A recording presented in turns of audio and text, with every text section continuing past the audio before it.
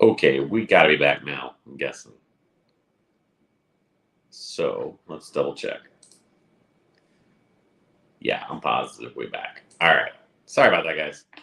But anyway, that gave people a chance to join. So that was okay. Let me take this banner down and then we'll get things moving. Yeah, so uh, just talking, I was actually, as I was saying before, Sarah told me the audio wasn't going. Um, Waiting on this thing to open up. So for those of you that weren't on already, this is a Bullet 10-year pick. It's going to focus. There we go. Single barrel pick. Picked up in Jersey. I love it. But last night, the reason why we didn't stream last night is we were at a family dinner. We had some family in town. We went to Charlie's Steakhouse and had a wonderful pour of the Jack Daniel's single barrel. So if you haven't had the Toast, what is it? The restaurant group, Talk of the Town restaurant group, which is Charlie's Steakhouse. And they have a few other properties. And you go anytime soon, definitely do the Jack Daniel's. I think it was like 16 a pour, and it was excellent. You saw a lot of cherry, all that orange. Just really started coming together in the glass. It was beautiful. But I'm gonna open up this guy. This is the first drink of the day for me, so cheers, everybody.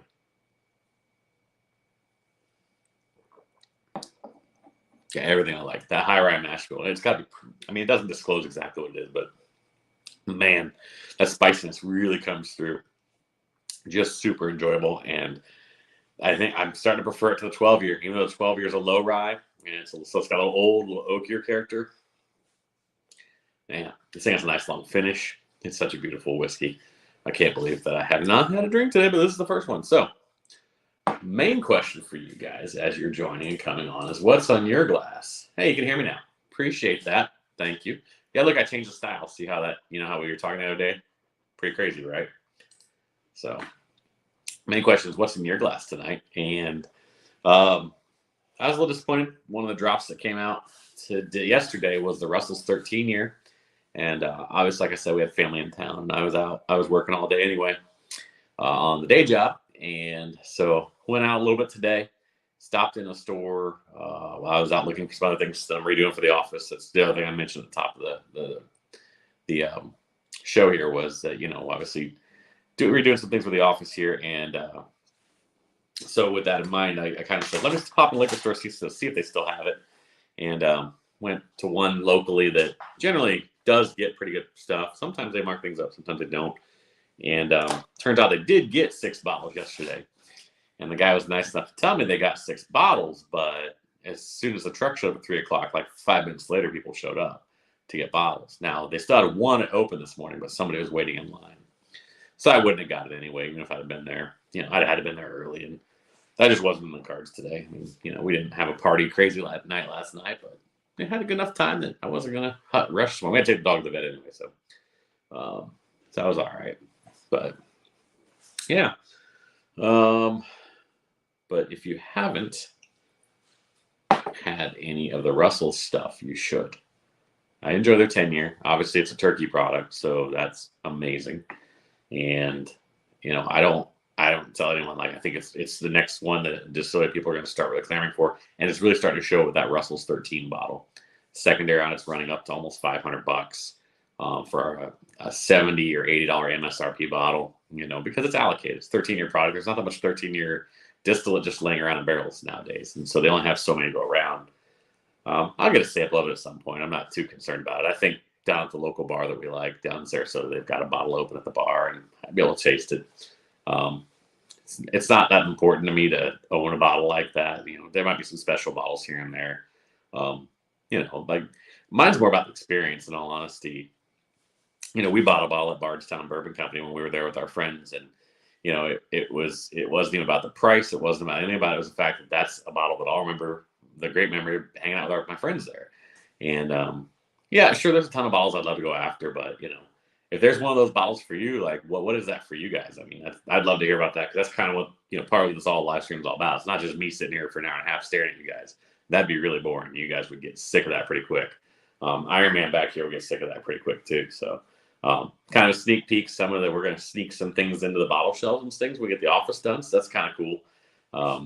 But I had to get him up tonight just because it's Iron Man, right? I mean, come on. If you're not Team Iron Man, what are you exactly? Yeah. Tell me what's in your glass tonight. Anything. Doesn't have to be whiskey. We do everything here. craft beer, whiskey, cocktails. As I'll pull this up a couple times tonight, but as maybe. So you're going to see, maybe, here we go.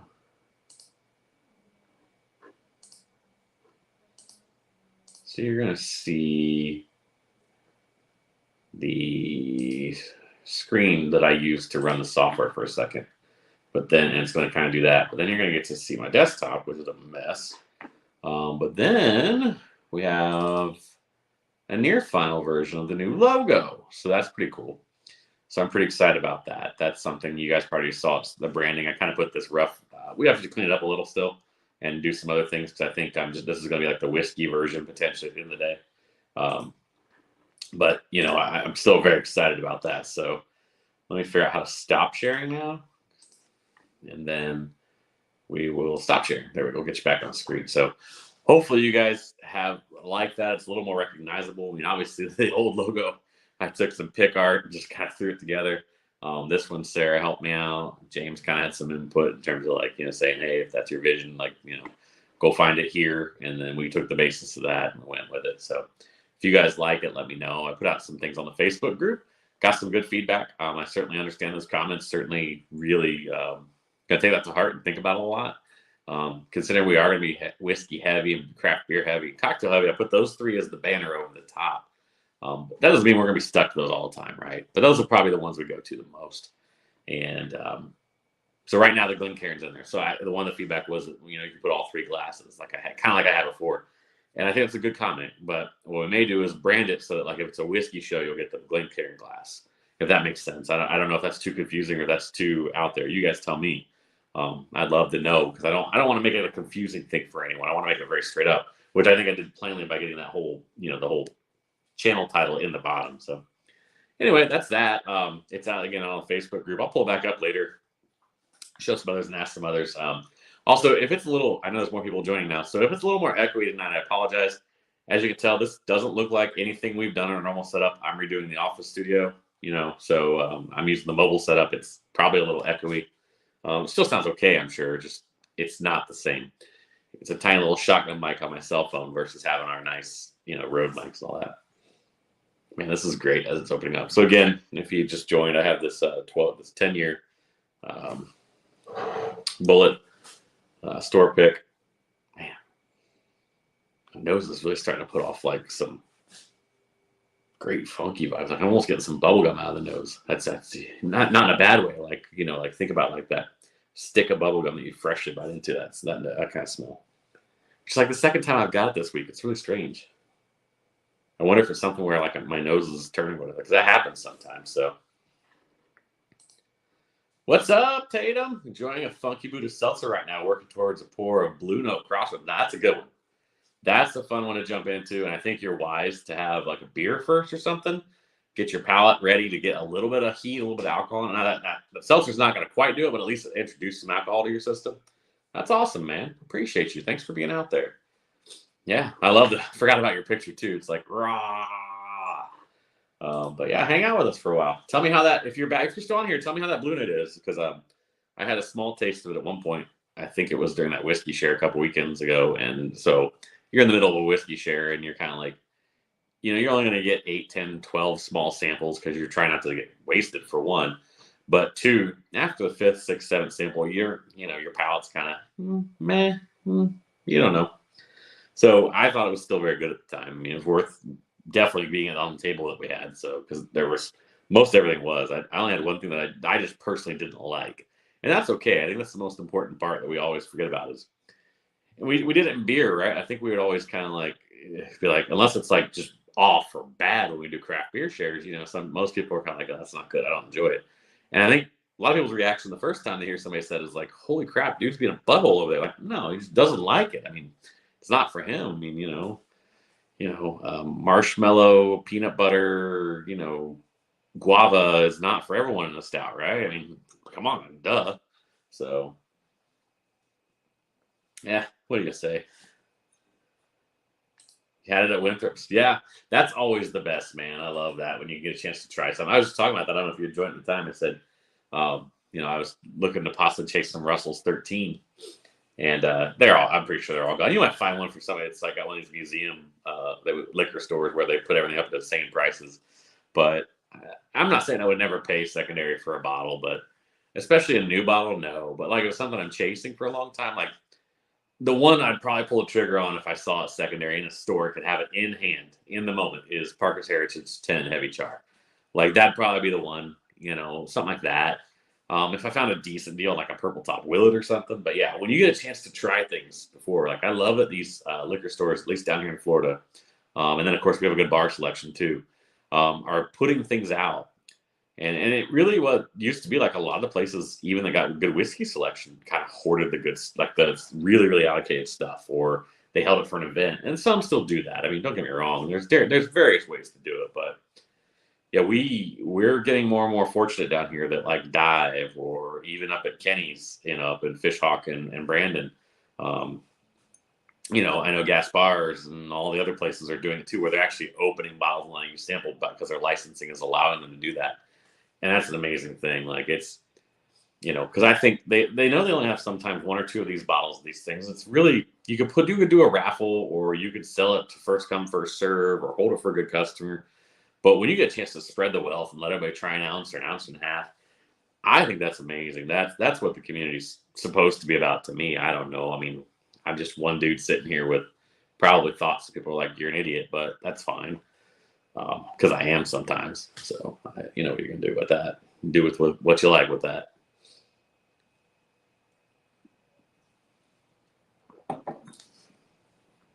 Yeah, but I remember talking to you at the launch party a little more. I talked to you before that, obviously.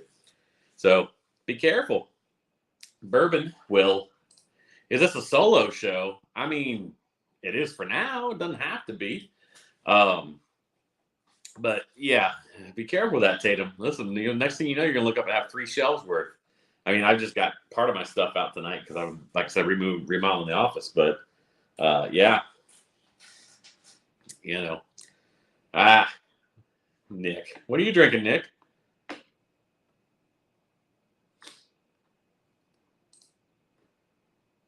What are you drinking, Nick?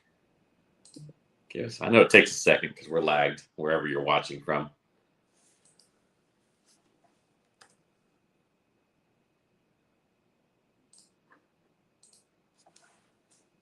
Nick, I sent you something too. Doesn't have to be a solo show if you don't want it to be. You gotta tell me so I can plug my headphones in. Just make sure you have a drink in your hand. Don't come on here without a drink in your hand. BT. All right. BT is a good one. Just first drink of the night? No judgment, of course. It's my first, so I definitely wouldn't be judging.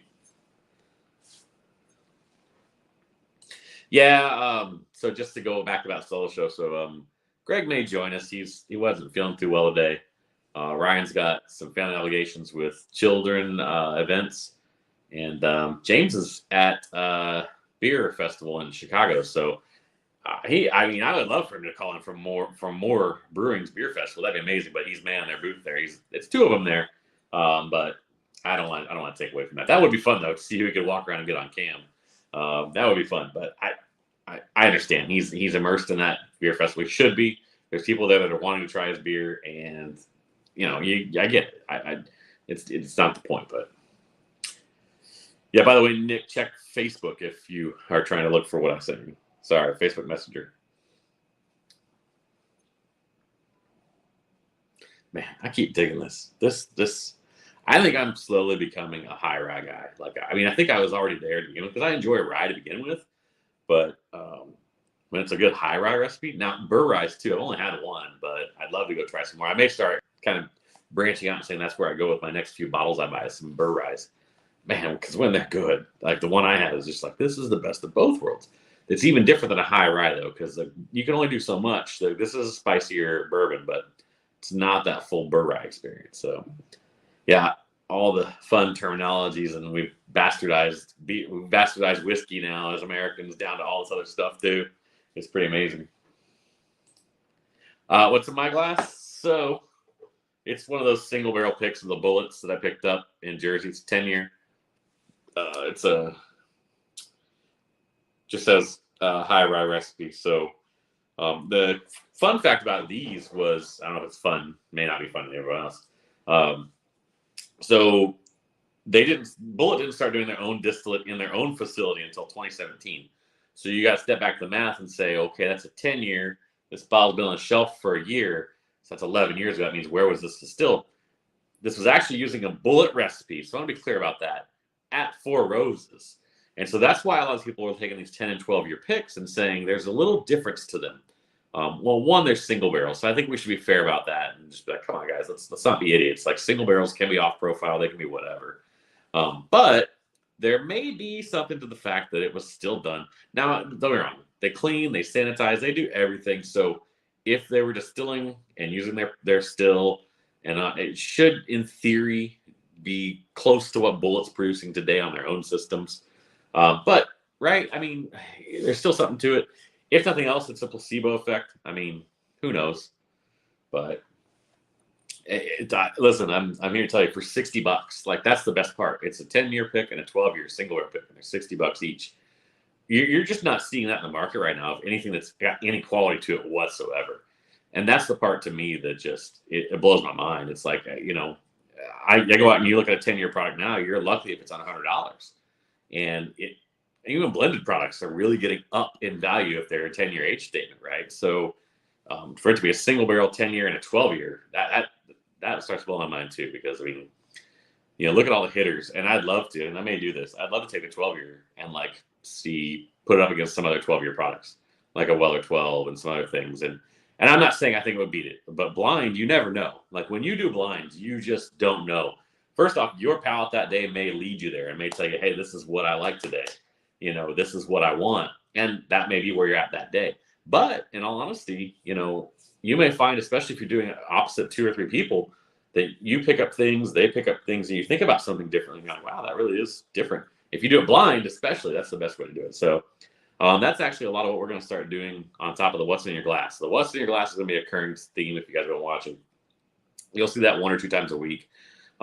It's really just good material. It's fun. We hope to get to the point where it's like you guys are sort of able to play along at home. So we're just maturing that particular show. It's not in its final form, but it's getting there. But the other thing we want to do are like semi-flight fights, if you guys watch other whiskey tubers. And we want to do it for beer too. Like, we're not leaving beer on the table. I think the cocktail stuff will largely lean towards like, let's exposition, showing making a cocktail, and let's drink it and talk about it. That just tends to be more cocktail-esque.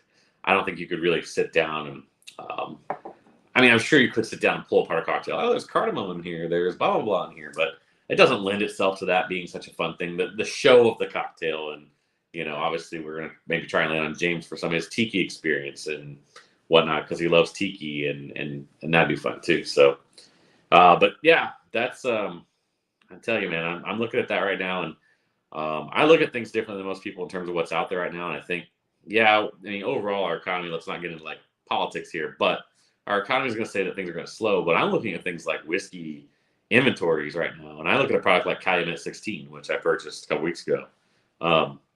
Spendy bottle, retail, you can still get it sitting on shelves. Excellent bottle, in my opinion. $10 a year? Okay, I'm in. I mean, you're not finding 16-year-old distillate out there that's American, at least in a lot of cases. You can find some Canadian stuff out there. And it's pretty good in general too. Don't get me wrong. I'm not bashing it for being Canadian. Don't take it that way. But yeah, that's honestly just, you know, something that I look at as like, wow. I passed up today, and I'm probably kick myself on it. I passed up on the 15-year Widow Jane. I have a 13-year that I haven't opened yet. We'll open at some point on stream or something. Not tonight.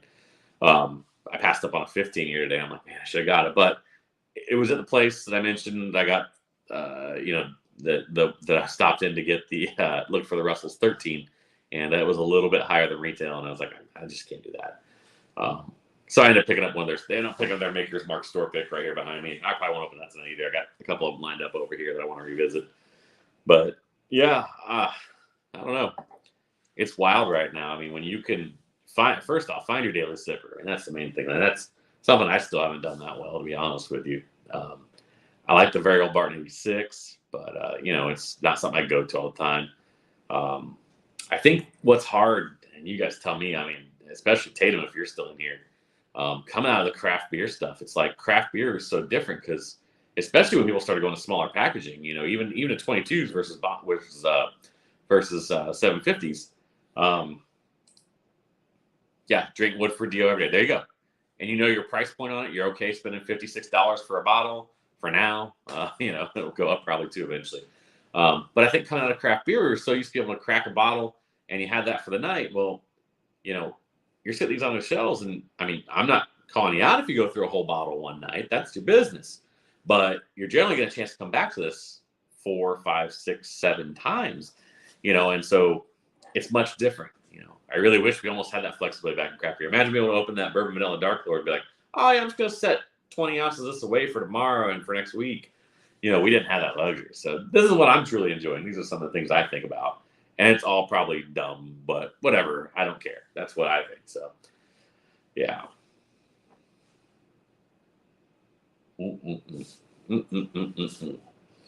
Woodford DO. I'll have to bring you out. Did you, Tatum, did you get any of that Manatee Whiskey Society Woodford DO?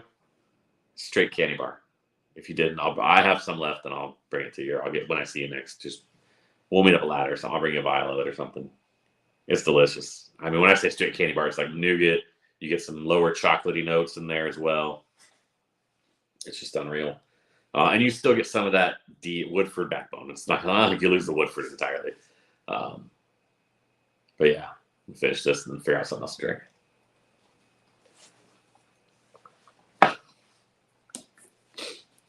Oh, have your attention. Yeah. Woodford's a weird beast. I don't know how much you've looked into it. I know you're a dude that does your research, so I am not too concerned about that. Woodford can get you out into some really weird stuff. And in my experience so far, it's 50-50 whether it's good or not. Like you would think they had, what was I after? The chocolate mash.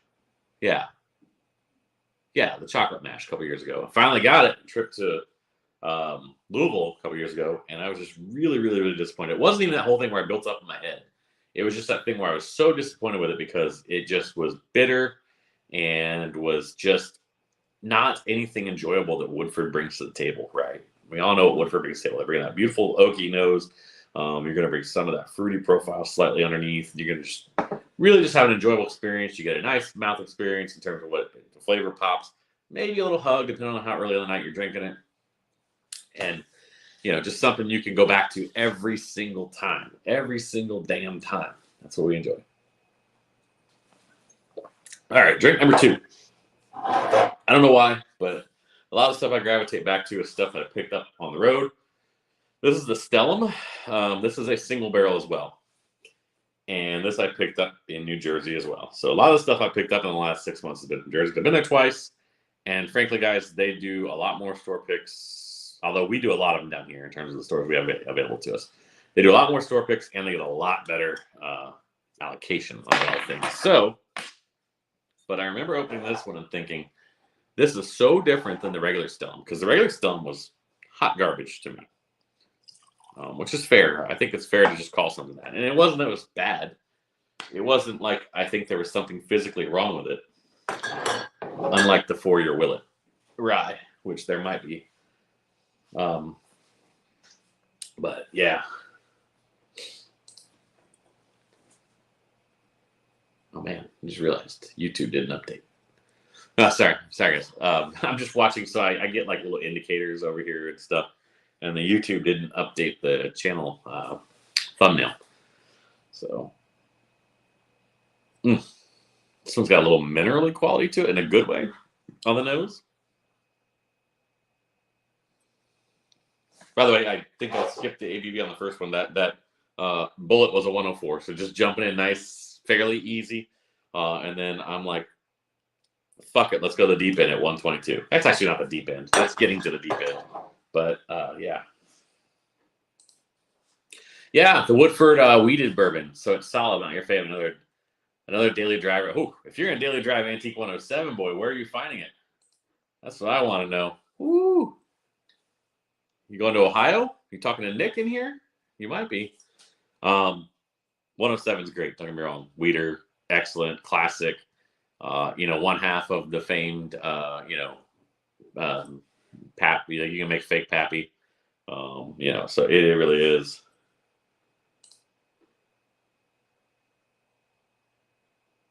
Yeah, and that's a weird thing, man. You're not wrong for that because I think there is a lot of correlation with your flavor profiles in bourbon. There's also not is the problem, and I want your mileage may vary, man. I don't want to drive you and tell you like you will or won't enjoy it, but fresh out Razzlewind would like more though. You can get 107. I mean, you can find it on sites that are friendly to making sure that someone will get it to you for a small fee. Call them that because apparently they're going through a wave of shutdowns again on Facebook. But I don't know where I was going with that, but that chocolate mash. So you may enjoy it. I don't know. I just hate to tell you will or won't, but I didn't. And again, maybe I had more in my head. That's one of those things. You get these things in your head like, that sounds great. I mean, I just remember doing that all the time on craft beer. Like, oh my gosh, yeah. I brought up a silly example. The guava peanut butter marshmallow sounds fantastic in a double IPA, right? You're like, what the hell are you thinking, you idiot? But a chocolate mash should sound great in a bourbon, right? Because I think we think like Pritchard's double chocolate, like the cycle beer. Like if we're likening it back to beer. We think that DCB DOS, right? You think it's going to be big chocolate, big that. I'll let you experience it. It's probably going to be like a $28 to $40 pour. Depending on where you go, if somebody gives you a deal, maybe less. But man, I love this. It really opens up. I don't often get like apricot, but I'm getting a little apricot off the nose of the Stellum.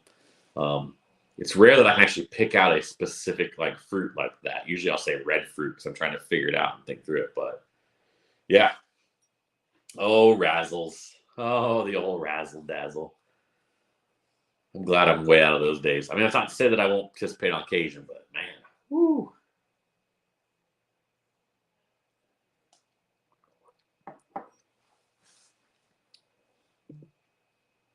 Oh man. That's got a lot of heat. That's okay. I'm okay with this. It dissipates fast and moves to the back of your tongue. Almost a little bit like a red hot kind of does that whole experience. I'm not saying it's cinnamon red hot. But what it is, don't miss it, huh? But what it is absolutely is like almost like cobbler, apricot-y. It's that whole experience. It's just got a long finish. The oak is usually long.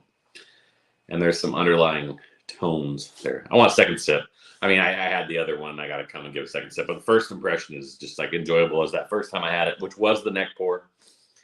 Yeah, we know how people feel about neck pours. It is what it is. It is proven the more oxygen available to stay in the glass that you do tend to get the whiskey to open up slightly. And then at certain points at the very bottom, when you get down like that much left, it can be detrimental to it, depending on how long it's been open. So those are things we know.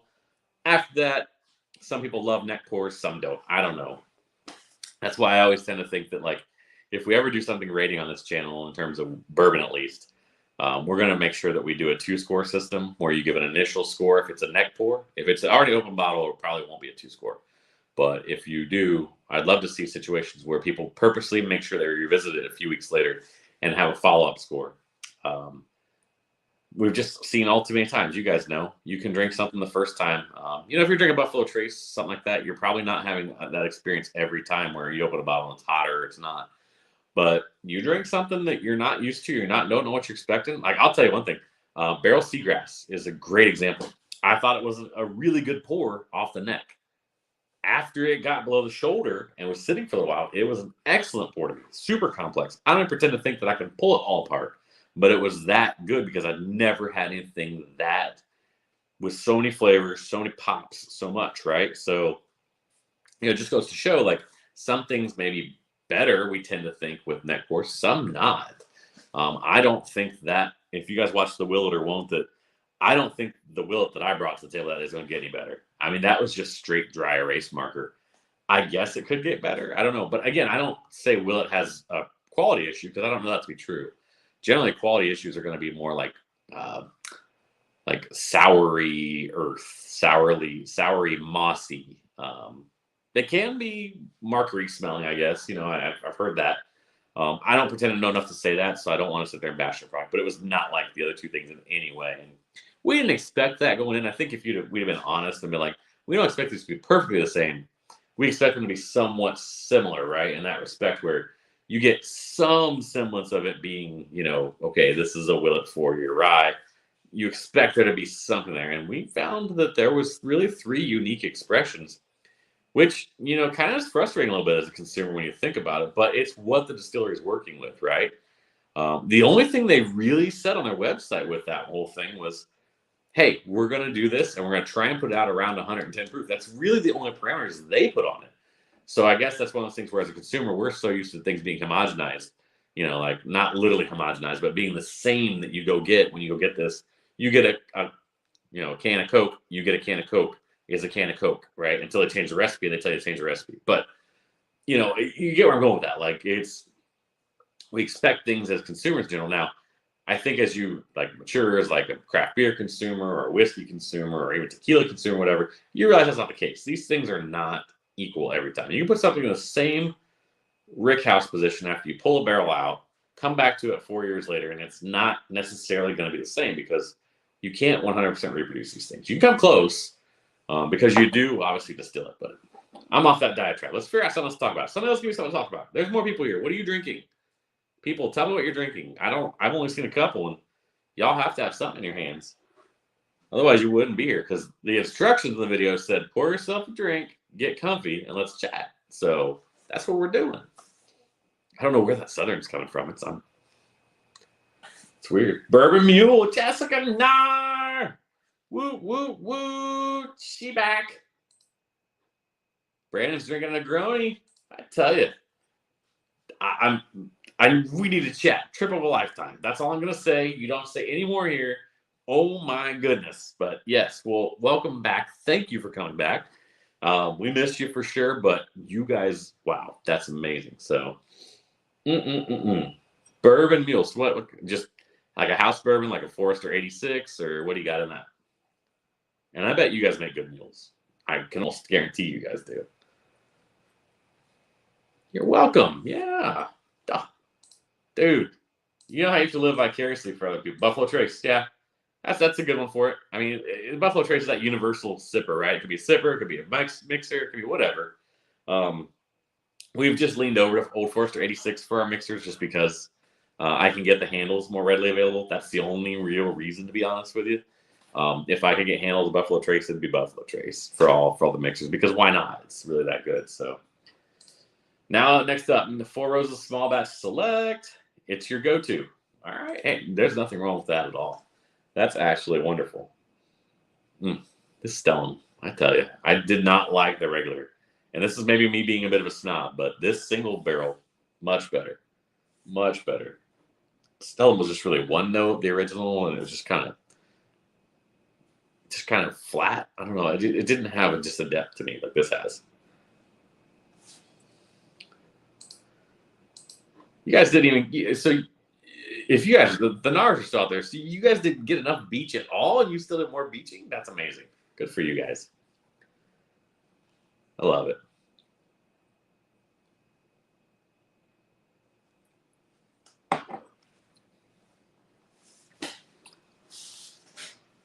Yeah. Covered a few things earlier. For those of you rejoining, I don't want to go over too much because there's a few people that have been here the whole time. Thank you for all of you for showing up. I appreciate you. But the one thing now that I have a few people built in, you guys had to see some friends, but your skin is definitely fried. I know the Florida sun hits different, doesn't it? Even after that Pacific sun, Florida sun hits different. So one thing is that you guys, I won't bore you with a lot of these details and channel details and stuff, but I think it's important because I have a few I'd love to hear from you. I'd love to understand what's going on. It definitely does, Jessica. Definitely does. We're going to have recorded content coming out at least 2 days a week going forward. That's the goal. We do have a small stock of stuff right now that we will build up. It will largely be what's in your glass and probably like a flight fight concept if you watch other whiskey tube channels. We will also be getting into things with single drink type review things as well at some point. We think the whiskey side of the house, and I want to get everyone's idea on this because I want to be a channel where everyone can come here and feel like they're welcome. There's going to be some things that we try that are amazing, maybe even limited, but I don't want it to be exclusively that. There's places for that, and I think they're great. But when we do get something fun and special, we are thinking of a concept calling it Dream Drams. So the long story short here, the last minute was, does that sound like, I know a lot of you like the live content. It's just the live content is hard from a long-term strategic standpoint to build a channel. And we can talk about that offline. We don't have to go into that right now. But from a recorded content standpoint, does that sound like something, if we keep it under 12 to maybe 15 minutes, that would be watchable for you guys? And you could, you'd be willing to do that and give us some feedback, because that's ultimately where this channel was going to build its bread and butter long-term. Short-term, I love coming on and chatting with you guys while we're small. Absolutely. Now that we're getting some people joining back regularly, I'd love to have you guys on, even on the stream.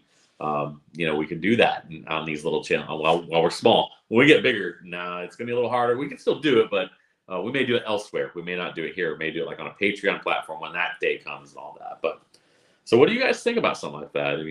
Is that something that you would like to see, that if we do choose to go up and we get like a higher end bottle or something like that, that we do it as like a showcase for that? We don't make it overly pretentious, because I don't think most of you guys know all of us, or if you don't, you already have a sense that none of us are like going to ever be like a snob where we're like, oh, I have this blah, blah, blah, blah, and you can't get it. Like, that's not the point.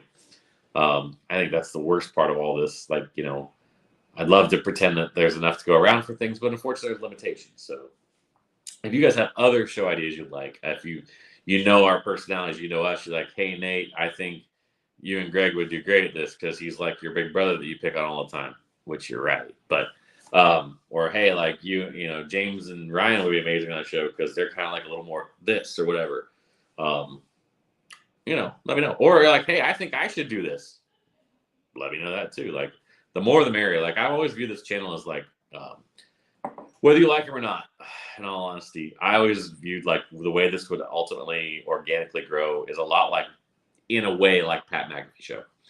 Like, he's had an opportunity to do a lot of what he's done with his friends. Now, he had the Barstool experience, which brought in a few new friends to his family. So there's a little difference there. Obviously, that's not something we'll realize. But when's the road shows? That's a good question. Let me get to that in 1 second. So that's something that obviously longer term we are thinking about. Now, it's tough. We don't want to get to the point where we have like 30 people engaged in the show right now. But if that's something you're interested in. So Nick, to answer your question on the road show, I have a decision to make this weekend about if I'm going to attend an event in Michigan, and that will drive the date for the road show. So I will know by tomorrow evening when the Ohio road show will be. So that is not a question of if, it's a question of when. It will be August. I'll say that. Because if it lags to September, then it's just, I've done something horribly wrong. So it will be August. It will be probably a Saturday night, unfortunately. I really want to do Friday night, but I'll be driving as one. And so I may only take Friday off to drive up. And I don't want to get up at 3 a.m. and drive up and be there and not be fresh. That's one thing. So it'll probably be a Saturday.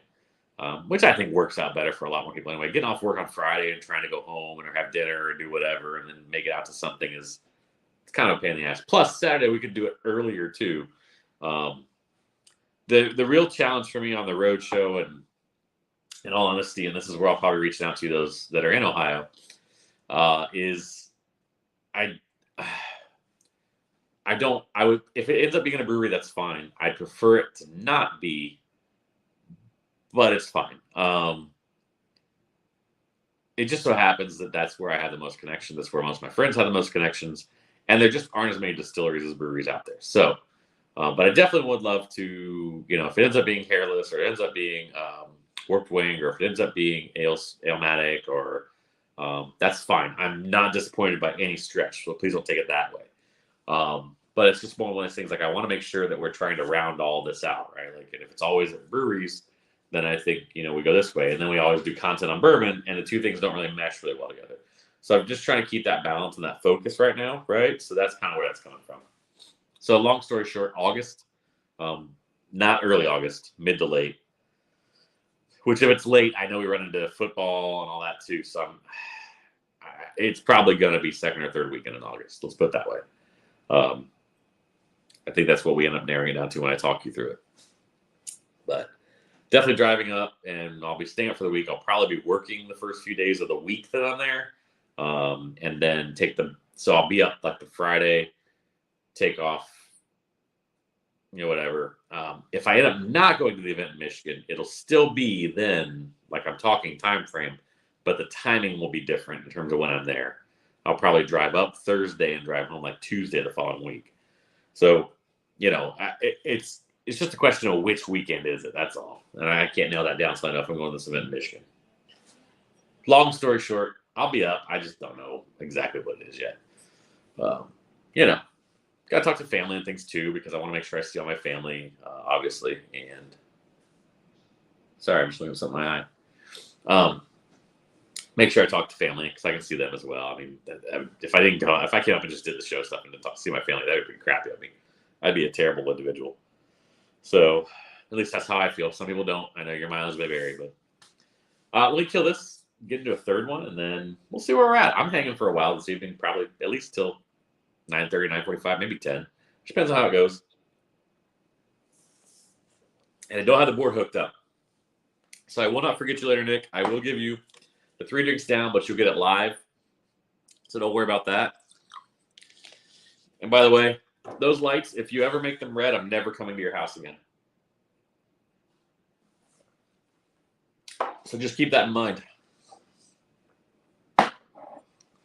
I love this one. This one was, so what got me partially into all of it, well, we did the podcasting starting about 3 years ago at this point. And that was just something we enjoyed doing. And that was largely craft beer focused. And we need to get back to a little more craft beer. We talked about it. We killed that already. What largely got me into thinking YouTube was early on guys like Bourbon Junkies. They're not the only ones, but they happen to be the first ones that I watched. Today I watched, so this is probably a good topic because I think it's one of those fun things that I'd love for you guys to watch my content, but I recognize there's people out there that are putting great content out already. They are the Trailblazers. You have Bourbon Night. You have Whiskey Row. You have ADHD Whiskey. You have, just so many guys, Bourbon Junkies, and guys and gals. I mean, it's not just Whiskey Mountains. It's unreal. There's you look around and you see, and I'm even forgetting, like, I forget what show Dutch is on. He won Matt Madness this year. But these guys now are to the point with their whiskey tube that they're able to go and do picks often. Like Bourbon Junkies are doing, I think, 30 picks this year. Now, they're lucky enough to have a retail partner that's also able to help them acquire the bottles and ship for them. So that helps a lot, right? But this is a barrel bourbon pick. So, it's all tech. It's not going to come in that well. My iPhone. Come on, my iPhone.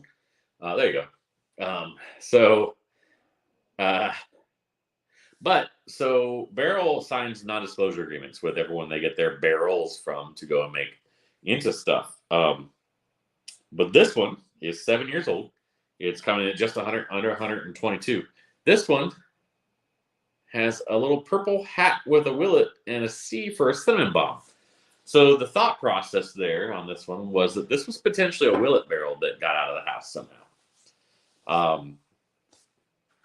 I can't tell you that I would say that for sure that I would have pinned it on there, but it has a very distinct cinnamon quality that you only get in certain bourbons. And so to say that I know for sure it came out of willet, I don't know about that. I would say it's 7 years. That probably is the hook for me, because once you get out to a 7-year product, there's not much 7-year product out there to be had.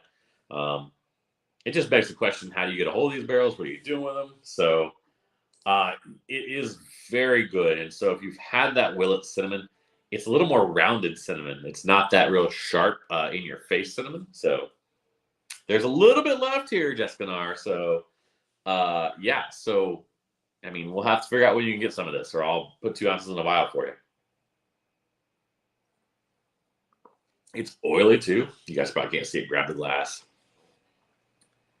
No, but got the cinnamon.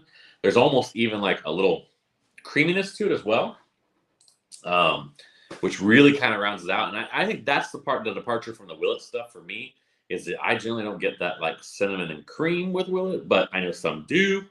I'm just not sensitive to it, I guess. I don't know. You figure your palate out over time, right? It was a little easier in the craft beer world because you'd have hops to guide you for IPAs, and you could, if it's adjuncted, that you generally sit on a label, oh, it's this, this, and this. And you open a bourbon, and that's the most beautiful, wonderful thing to me is we all have different experiences. You can open the same bottle off the same, rip, same pour, and it's been the most unique thing for me. I enjoy it. You guys that know me, I love the community of everything. That's really the part for me that's just icing on the cake, so to put it. It's like the liquids themselves are great. I do like, drinking, but not to excess typically, although I have, right? We all have. But the community of this thing is just the part, like sharing a bottle, like that's, I think they had 140 bottles of this. There'll never be another one guaranteed to be just like this. Now, that's not snobbery. In my mind, what that tells me is when I hear, Jessica like saying that sounds yummy, I'll share it with her. I want her to have a taste of that. So yeah, I'll probably go ahead and put 2 ounces in a vial right after this and just make sure I'm like, let me see if I know where they're going to be and just give it to her. I mean, that's what this is about to me. Like, people are always hurt over the things. Like I talked about Russell's 13 the other day. I didn't get it, but I'm sure I'll find someone that's willing to share it with me. There's a lot of people that aren't. A lot of secondary sales shitlords that want to try and sell the bottle for $450, $500, and more power to them. Go for it. Listen, I understand. We've been there in the craft beer game and the whiskey game and the cigar game and the shoe game. We've been doing it for years. It's just the reality of life. But I mean, junkies, same guys here. They had they had a stag junior pick. Well, stag now, but the yield was only 108 bottles or 112 bottles. In the top 3 tiers of their club, they have 120 people. Yeah. Yeah, shitlord. Yeah, it's such a funny term, but it's so true, right? I mean, and people were complaining in their Patreon. It's like, if you're in here just for bourbon picks, what are you really in here for? And those guys, I mean, they don't work. This is their full-time thing now. And they even were like, we'd rather you not be here if you're just here to complain and look for these picks and complain why you don't get them because you give us $1 a month. And so they have that other side of their thing that they have to think about too, right? There's an economic factor for them, and I don't pretend to know anything about that. But I get it. They have supporters that give them $100 a month, and they're in a higher tier, and so they offer it to those supporters first, and those are limited spots, right? And so I look at it, and I'm like, if you're there and you're only giving these guys $1 a month just because you think you deserve to get a bottle of Stag, then you're part of the problem. You're not, you don't deserve a bottle. No one deserves a bottle. Not even the $100 tier, though they should get first shot at it. So it's funny. It's all stuff to think about going forward, guys. Like as I hope this channel takes off and moves forward, like I'm trying to see all this and think about all this because eventually there might be a day where I ask if you really enjoy my content, and you really enjoy James's content, you enjoy Greg, and you enjoy Ryan, and whoever else joins us, the amalgamation of all that, then maybe we do a sponsored content, But no, for now, it's like, let's hone our craft. Let's figure out what you guys like. And then we'll figure all that out. Oh, man. It's been open for about 6 months now, but as you just put in the glass, it's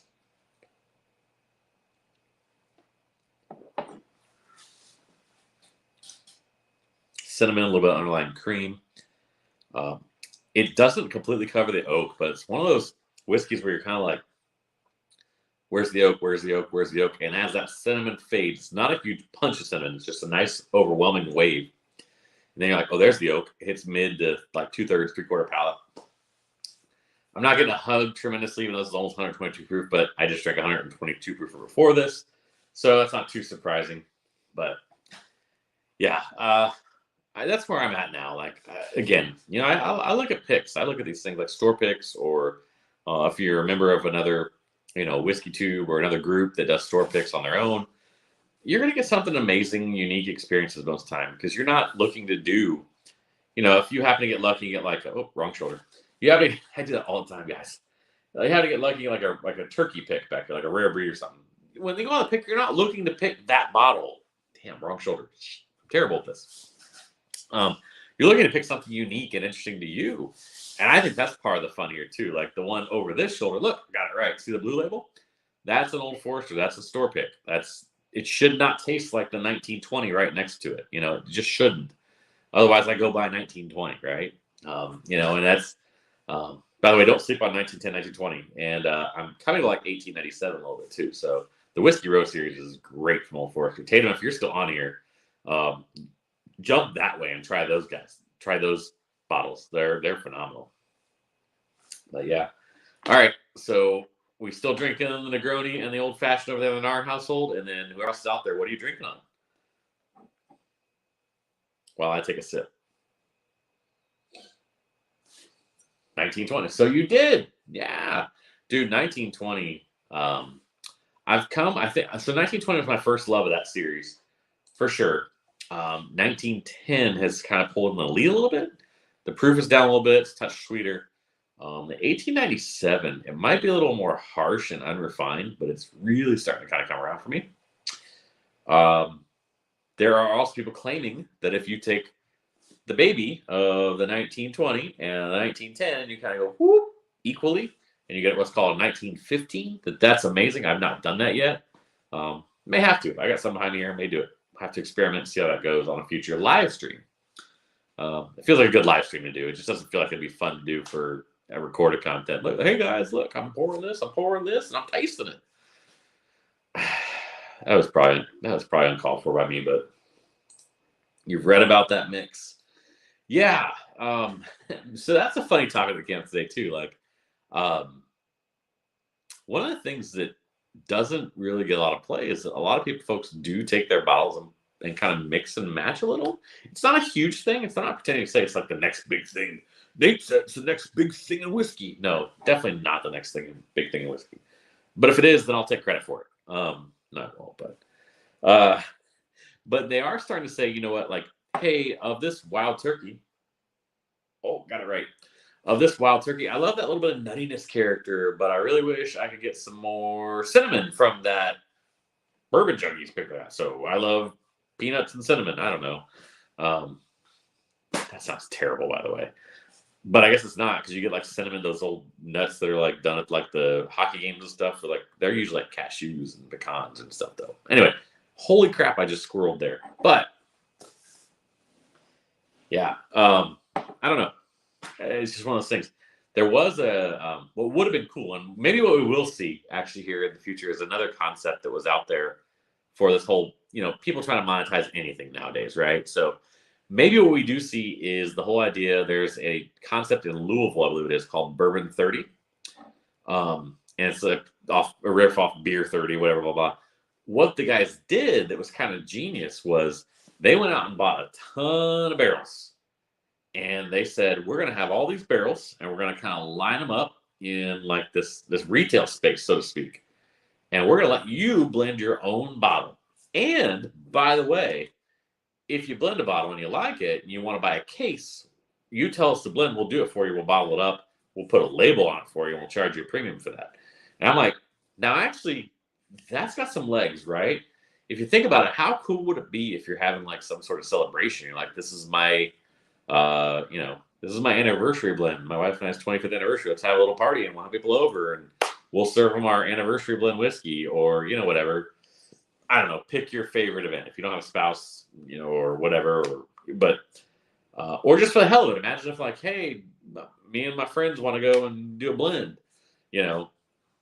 I think it's a great idea. Now, I guess from what I understand about the whole idea, the barrier to entry there is the entry price, right? Because you're talking about having to probably have 75 to 100 barrels purchased, and those aren't getting any cheaper because you're going to have some older barrels. Because anybody that typically does blending wants an older barrel for that old oak aged characteristics they're going to put in there, and those aren't going to be cheap. Those barrels in themselves are probably going to cost $8,000 to $15,000, if not more, potentially, depending on how old it is. So if you're talking about starting with an initial inventory of 100 barrels so you can cycle through things, and if you have somebody that's coming to clean you out for like a half barrel, which could be 100 bottles, then you're gonna have to have a resource. So I was reading that it was almost like $1 million entry point, essentially. So, millionaires making more millions, right? I guess it's kind of what that is. Or it's the old adage, like if you want, like you want to start a brewery, you want to start a winery, whatever, how you make a small fortune, start with large fortune. Yeah, ha, ha, ha, ha. Really bad jokes. I know. Sorry, that's where we're at. I mean, listen, I don't know what to tell you guys. If you don't know who I am and you don't know what kind of stuff you're going to get by now, and you're still watching, thank you, for one. But you know me by now. This is so enjoyable. This is just delicious. I have one more over here I might come back to. But it's only if you make sure you hit the like button on the YouTube channel. If you're on the YouTube channel, if you're on Facebook, I'll take it. I prefer it on the YouTube channel, but I'll take it. We just went over an hour too, which is great. This is getting easier, by the way, just so you guys know. Like if I look back at my first stream where I was with you guys by myself, it was a little crazy. I'm feeling a little better now. I'm starting to get the hang of this. I think I can sit here and talk to you guys a little more. Came in with a little more in my head today. That was the thing. I'm usually just the F it, we'll do it live type guy. And I'm starting to put more of my mind and think about this instead of just ripping it. So at least I had some filler. I had some moments where I could come back and revisit. I put in my mind that I was going to revisit stuff that I've talked about the first few minutes. But if you're on the first few minutes, the audio wasn't working. So we had some problems there. We fixed that, though. That was kind of funny. Wife Sarah comes in. She goes, your audio's not working. I'm like, thanks, because I didn't know that at all. But, all right. So let's kill this. And then, Nick, I hope you're still out there. Because if you're not, and you don't hear it, I'm not doing it later. So you better be there. That was 3 drinks down. Again, I can do it actually, but it looks like I'm in pain, doesn't it? 3 drinks down. I don't know what that is. I think in another life I was a voice actor. I'm terrible at it right now. I think I'm better than I am. You drop into stuff, you're like, hi ho, Kermit the Frog here. And it's not terrible. It's not bad. But it's not great either. So, Crossroads. All right, Tatum, you're into the Crossroads. Tons of cinnamon and oak. Picking up some almond. Oh, I'm happy to hear you say that, man. One of the things that I overlook a lot is the specific nuttiness that you're getting. It's a really hard thing to figure out how you're going to say without sounding really odd. And oftentimes I forget to kind of expound upon what type of nut, because usually I'm drinking. Oh my gosh, something got me. I'm drinking a turkey product, and so it's almost always peanut or peanut skin. But there are more underlying flavors of that, so I really appreciate bringing that up, because I forget that so much. I'm trying to think about so much when I think about tasting. I don't know how you guys are. I'm trying to think about. All right, I identified there's a fruit there. Where is this? What family is this? Stone fruit, red fruit, dark fruit? What is it? And then try and get one example that's close, because I'm probably not going to get it right off the rip, right? Second sip, I might. And in terms of nuttiness, right now where I'm at is it's nutty. It's nutty. It's nutty, or however Austin Powers said it. I don't know. I'm never going to get that one. But, and then in my mind, I'm like, where's the oak profile? Where is this? Do I get something out of left field? Do I just get something like, whoa, WTF was that? And that happens, obviously, clearly, a lot. I like it a lot. That's my best. It wasn't my best Forrest Gump. But. All right, let's find out. I'm going to show this bottle. Bring it up. Let's find out anyone can tell me anything about this bottle. There should be something very specific about this bottle if you've been paying attention. Like this week. Like to the channel. So, you guys tell me. I'll put it up there. I'm going to pour myself some of this. Make sure I get all the water. And this is a shameless plug, I'm not going to lie. So, that should give it away probably, but that's fine. I just realized I hadn't poured any of these for you guys to see. You're like, he could be pouring flavor, or not flavor, like colored water. No, you can clearly tell that I'm starting to get to the point where like we're gonna cut the stream off here shortly because I don't need to be on here getting just crazy. I know, says Sarah Roberts Myers, wife, aka wife Sarah. I mean, you can say it if you want, but I'm just seeing if the others know. So good. By the way, I have the laptop right here, so I'm sorry I'm not like paying attention directly at you guys. So, and I just realized the back of an iPhone 13 Max looks like a really shocked face. It's like when it's watching you with the cameras. If you have one or you haven't, go look up an image. Don't leave right now. Stay here. Later, go look up an image of the camera when the phone's turned in landscape landscape. It is just going at you. I promise you. So, pretty sure you had it recently. Maybe a different Starlight, really good. So probably Starlight down here is getting good market penetration in terms of single barrels. And this one is a Rickhouse Select, which means it is not finished in another type of spirited barrel, right? And it's Eskimo Bros Pick, which essentially is dive. You're going to get it dive. And this one is the special label that we all like to do is Bee Scotch Pudding, Huber's Original, right? Which it's aptly named. It just is. For those of you that maybe aren't sure why I bring that up, it's maybe featured on a recent video put on the channel. That's why. Shameless plug. That's all I'm going to say. But yeah, Starlight. So Starlight is an Indiana producer. Latest recorded video. Ah, you had to give it away, huh? Oh, I see how that goes. Oh yeah, but so Starlight is an Indiana producer. They are probably the second largest producer in Indiana, behind MGP, which a lot of you have heard of. You know, they do contract distilling for people. They do their own juice for like Remus, a few other brands, things like that. And they're large. They essentially MGP themselves in Indiana makes almost as much whiskey and rye as the entire state of Kentucky in a given year. If that tells you anything. And they make a pretty quality product, to be very honest with you. Now, they're depleted of all their aged stock, which is why you're seeing all these prices on the aged stocks that conversation really go up. That's whiskey nerd stuff. We can go there, we can't. You guys tell me. But, yeah, I get it. So, more than butterscotch. And so, when you watch the video, you're kind of like, well, now I know it's going to be that at the end. That kind of sucks, Nate. Well, maybe you watch it ahead of time. But, sorry, shameless plug. But I do agree with the guys. The guys came back to the comment and said there was a lot of caramel. I see where they're riding that line between butterscotch and caramel, because the butterscotch is definitely, it tastes like it might have been caramelized a little bit. So you get that caramel kind of quality out of it. But definitely tons of butterscotch. And this is coming in at, I probably saw the label when I put up there. Ooh, don't bring it in. At 112 proof. Come on, focus-ish. There we go. Yep. Starlight is really cool. So Starlight themselves is a farm. It's Huber Farm in like 15 minutes north of Louisville.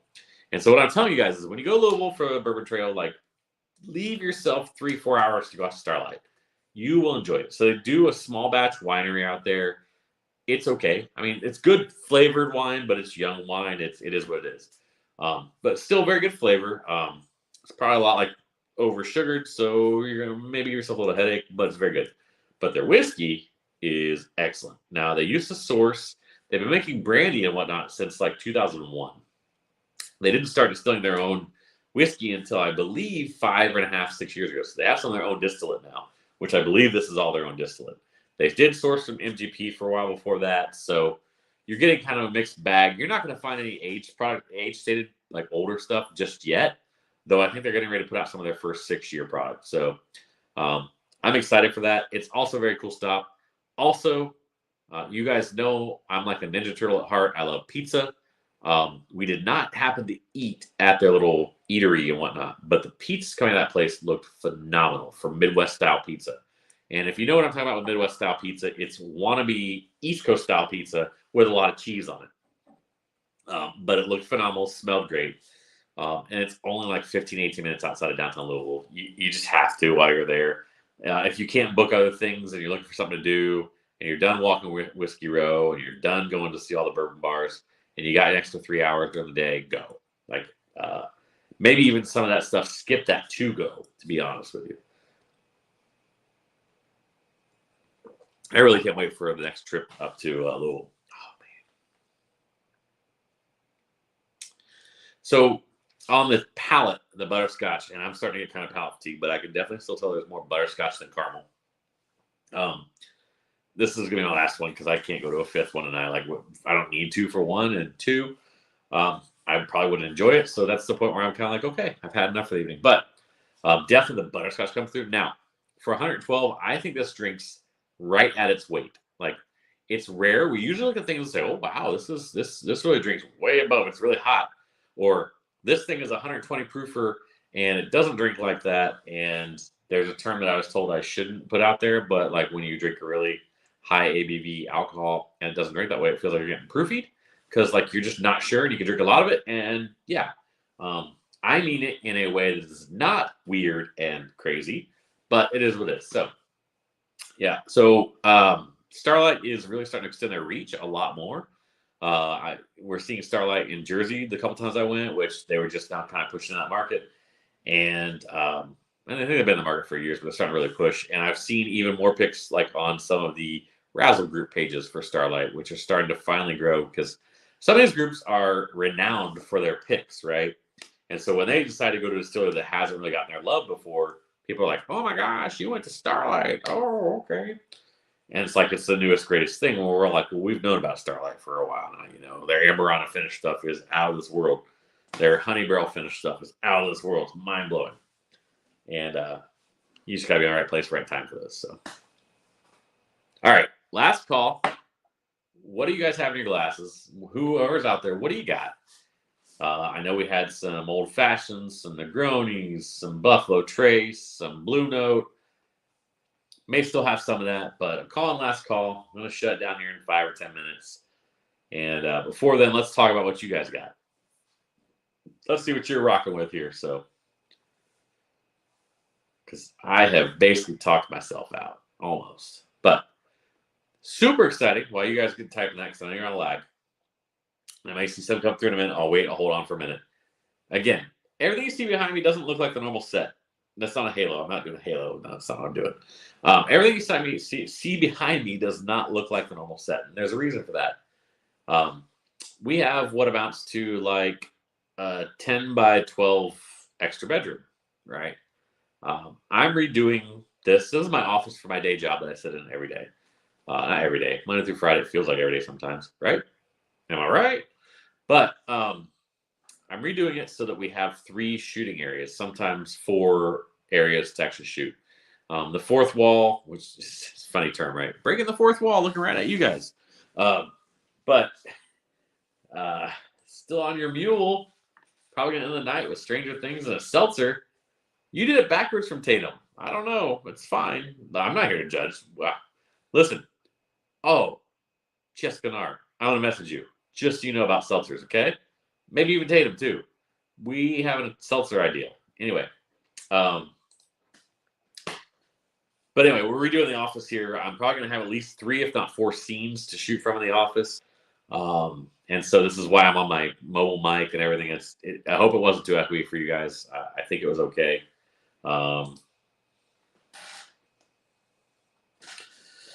So yeah. But we're definitely going to have much more flexibility. And this is a very small space, but that doesn't mean it can't be flexible. There's probably some sort of joke there, but I'm just going to stay away from that. Which you definitely know when the filter kicks in, you have to know that it's probably, but always in for anything seltzer related. Let me drop 2 words on you, and I'll stay on it definitely to make sure you can reply here, but I'll talk to you offline. What if I said seltzer tournament? I'll wait.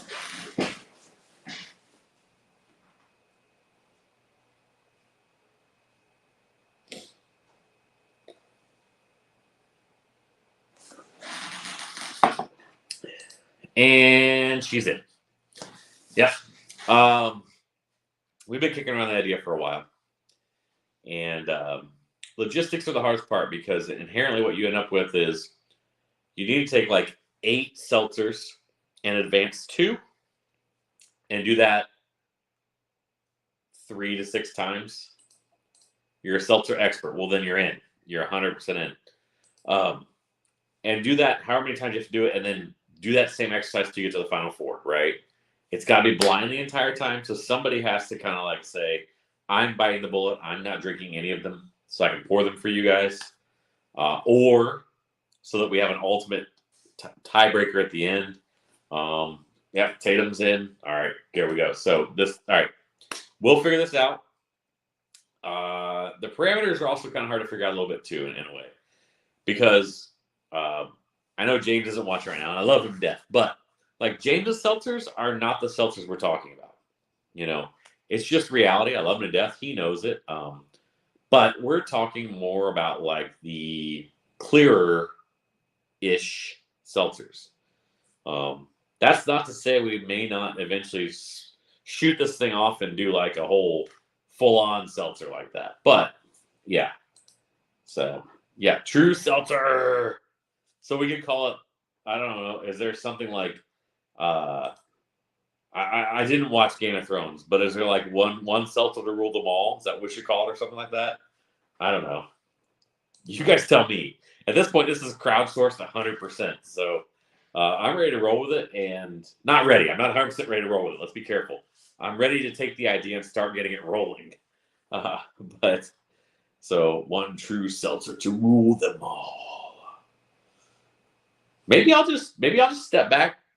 One of the things you guys, if you go watch that What's Your Glass video, I did not appear. Well, I tell you that for the drinking part, I did not appear on camera. I directed.